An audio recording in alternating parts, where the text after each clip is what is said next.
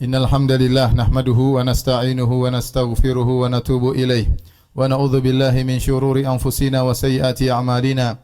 May yahdihillahu fala mudilla lahu wa may yudlil fala hadiyalah. Wa asyhadu an la ilaha illallah wahdahu la syarikalah wa asyhadu anna Muhammadan abduhu wa rasuluhu la nabiyya ba'dah.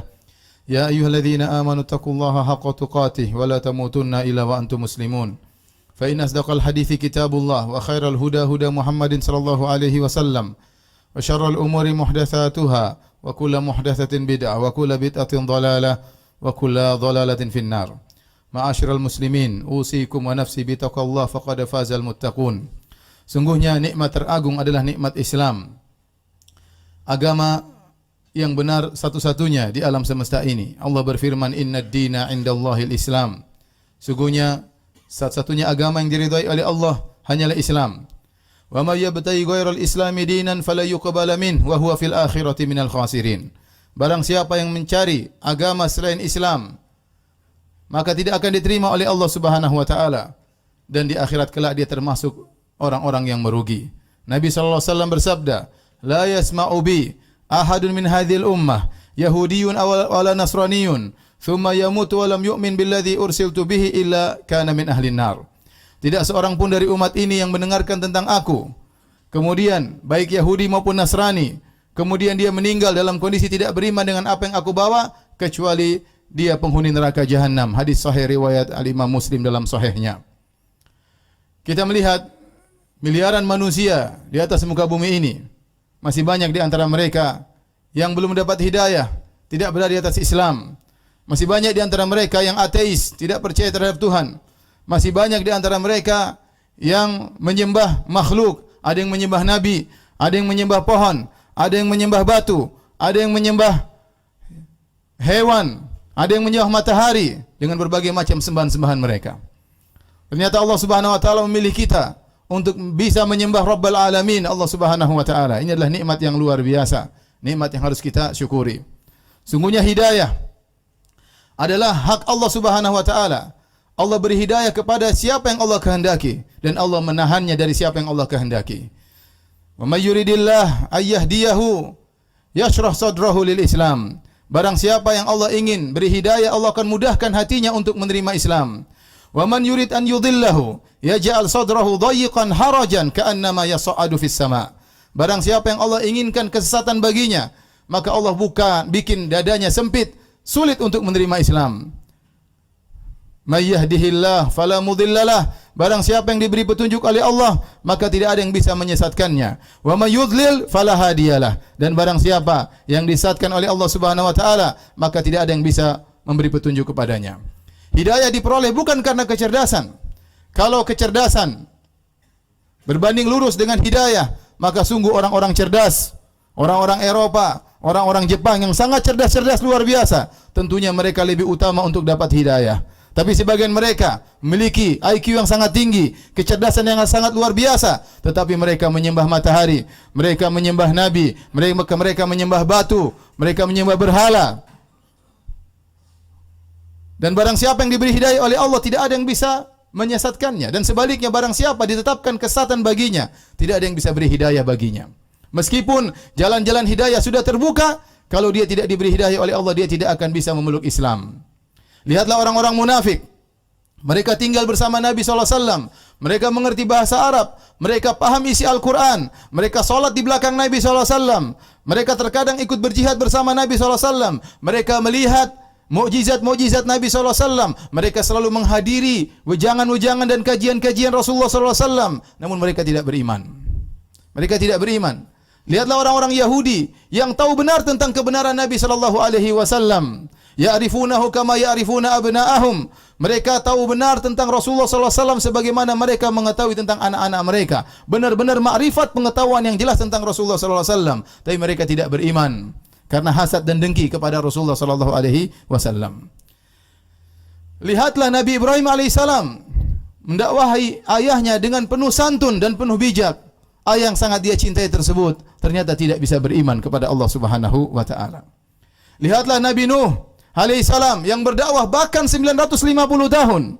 Dengan sabar siang dan malam dia berdakwah dengan berbagai metode dan cara, tetapi istrinya ternyata tidak beriman, ternyata anaknya meninggal dalam kondisi kafir.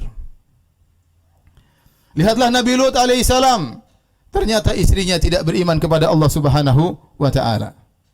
Lihatlah Nabi Muhammad sallallahu alaihi wasallam yang berdakwah dengan penuh lemah lembut kepada kerabatnya, kepada pamannya. Ternyata Abu Lahab, paman Nabi sallallahu alaihi wasallam, meninggal dalam kondisi kafir.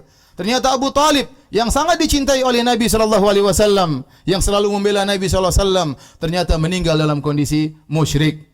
Sampai Nabi sallallahu alaihi wasallam bersedih tatkala pamannya tersebut meninggal dalam kondisi musyrik, dan Nabi sallallahu alaihi wasallam bersabda, la astaghfiranna anka malam unha ank, la astaghfiranna laka malam unha ank.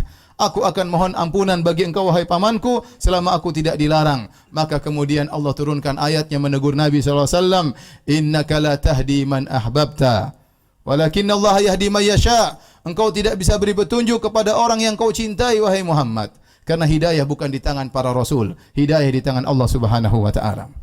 Sebab hidayah begitu luar biasa, tapi kalau Allah tidak buka hatinya, seorang tidak akan beriman. Sebaliknya, lihatlah, tatkala pintu kesesatan di mana-mana meliputi seseorang, tapi jika seorang menghendaki hidayah baginya, Allah akan kasih hidayah baginya. Lihatlah istri Fir'aun, tinggal di kerajaan Fir'aun, suaminya, ya, orang yang sangat membangkang perintah Allah Subhanahu wa taala, orang sangat kafir di alam semesta ini. Ternyata dia masuk Islam. Ternyata dia beriman kepada Allah Subhanahu wa taala. Wa daraballahu mathalan lil ladzina amanu imra'ata fir'aun. Allah beri perumpamaan kepada orang-orang beriman tentang istri Fir'aun. Idz qalat rabbi bini li 'indaka baitan fil jannah, yang dia berdoa kepada Allah Subhanahu wa taala, ya Rabbku, bangunkanlah di sisimu surga untukku. Padahal dia adalah istri dari Fir'aun. Oleh karenanya barang siapa yang hendak diberi hidayah oleh Allah, maka Allah akan berikan hidayah kepadanya. Dari sini kita ketahui, ma'asyiral muslimin, bahwasanya hidayah adalah nikmat yang luar biasa yang harus kita syukuri. Benar-benar murni dari Allah Subhanahu wa taala. Nabi sallallahu alaihi wasallam bersabda tatkala menggali parit di perang Khandaq, kata Nabi sallallahu alaihi wasallam, "Wallahi laula Allah mahtadaina wala tasaddaqna wala sallaina." Demi Allah, kalau bukan karena Allah, kita tidak bisa dapat hidayah, kita tidak bisa bersedekah, kita tidak bisa salat. Kita pun katakan demikian, demi Allah, kalau Allah tidak beri hidayah kepada kita, kita tidak akan melangkahkan kaki kita menuju masjid ini untuk melaksanakan salat Jumat. Semoga Allah Subhanahu wa taala terus memberikan hidayah kepada kita sampai kita bertemu dengan Allah di akhirat kelak. Aqulu qawli hadza wa astaghfirullaha li wa lakum wa lisairil muslimin min kulli dhanbin wa khati'ah fastaghfiruhu innahu huwal ghafurur rahim.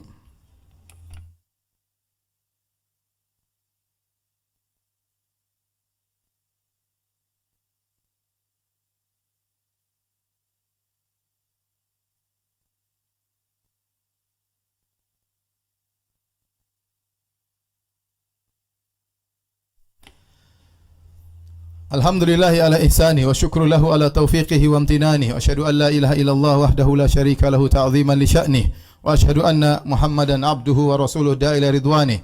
Allahumma salli alaihi wa ala alihi wa ashabihi wa ikhwanih. Ma'asyiral muslimin, nikmat hidayah, nikmat yang harus selalu kita ingat-ingat agar kita senantiasa bersyukur kepada Allah Subhanahu wa taala. Allah menyebutkan dalam banyak ayat tentang nikmat hidayah kepada hamba-hambanya. Bahkan kepada Nabi Muhammad sallallahu alaihi wasallam, kata Allah Subhanahu wa taala, wa wajadaka dhallan fahada. Allah mendapati engkau dalam kondisi tersesat, lantas Allah beri hidayah kepadamu. Allah juga berfirman, wa kadzalika auhayna ilaika ruham min amrina ma kunta tadri mal kitab walal iman walakin ja'alnahu nuran nahdi bihi man nasha'u min ibadina. Demikianlah kami wahyukan kepada engkau wahai Muhammad Al-Qur'an, yang sebelumnya engkau tidak tahu apa itu Al-Quran. Sebelumnya engkau tidak tahu wahai Muhammad apa itu iman. Tapi kami jadikan Al-Quran itu sebagai cahaya yang kami beri hidayah kepada siapapun yang kami kehendaki dengan Al-Quran tersebut. Allah sebutkan nikmat hidayah kepada Nabi SAW. Balillahu yamunnu alaikum an hadakum lil iman. Akan tapi Allah yang beri anugerah kepada kalian sehingga kalian bisa beriman kepada Allah Subhanahu wa taala. Oleh karena di antara perkataan yang pertama diucapkan oleh para penghuni surga tatkala mereka masuk surga, mereka berkata, wa qalu alhamdulillahilladzi hadana li hadza wa ma kunna linahtadiya laula an hadana Allah. Begitu mereka masuk surga, mereka berkata, Segala puji bagi Allah yang telah memberikan hidayah bagi kami. Kalau bukan karena Allah, kami tidak akan bisa mendapatkan hidayah. Maka seorang bersyukur kepada Allah Subhanahu wa taala. Di tengah miliaran manusia yang hilang tidak mendapatkan hidayah, Allah masih milik kita untuk bisa mengenal indahnya Islam. Oleh karenanya di antara doa yang diajarkan dalam syariat Islam untuk diulang-ulang dibaca adalah ihdinas siratal mustaqim. Itu adalah doa yang sangat agung, bahkan wajib bagi seorang muslim sehari semalam paling tidak dia mengucapkan doa itu 17 kali. Hanya saja seorang tatkala mengucapkan doa tersebut terkadang dia kurang merenungi maknanya. Padahal maknanya sangat indah. Ya Allah, berikanlah aku petunjuk hidayah kepada jalan yang lurus. Itu di antara maknanya. Ya Allah, kalau aku masih tersesat, masih terjerumus dalam kemaksiatan, maka anugerahkanlah aku untuk bertobat agar aku kembali kepada jalan yang lurus. Ya Allah, kalau kau sudah beri aku jalan yang lurus, tegarkanlah aku di atas jalan yang lurus tersebut.